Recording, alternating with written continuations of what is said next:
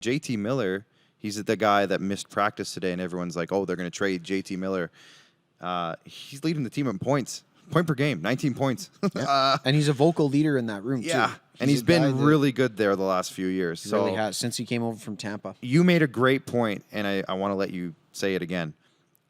Why won't they trade somebody right now? You made a good point before the show. Do you remember what I'm talking about?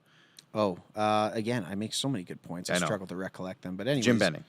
Jim Benning. Yes, absolutely. So going back to Peter Chiarelli's era, if people can remember that short stint that he had in Edmonton, I guess it was a little bit long for some folks signing the Lucic contract and then the Koskinen deal. But if everybody infamously remembers, that was his last move, was Mikko Koskinen right before he got booted out the door. So when you're looking at a guy like JT Miller and the type of trade value that he could get back, whether it be future assets, because this slow start, it's going to warrant one hell of a run that I'm not too sure if they're going to be able to pull themselves out of to make the playoffs. This is going to be a deal, if you do trade JT Miller, that impacts your franchise potentially for a couple years in the futures that you could get back. So with him on the hottest seat that there possibly could be in one of the toughest markets in the NHL, they're literally calling for his head at the stadium. So are you going to let him make that trade? I don't necessarily think so. So I think we maybe pump the brakes on if anything's going to happen. I think Jim Benning goes before JT Miller goes.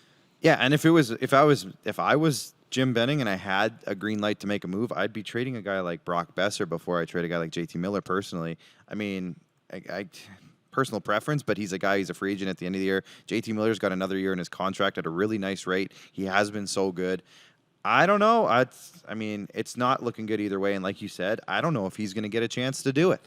So Brock Besser RFA, so you do have some team control. A little bit of it, but you'd also probably get some good value because of that absolutely, too. Yeah. Again, though, what's his point totals to start the year? 8 points in 16 games, and he struggled last year. He's had some injury issues, but he is also still a former All-Star Game MVP, a former Rookie of the Year candidate not that long ago. He had 49 points in 56 games last year. There you go. But he had some injury stuff going on, didn't he? How many games did he play? 56, all of them. Yeah, he had some injury issues. He was hurt the whole year. Sorry, he played through it. Anyway, it doesn't matter. He has had injury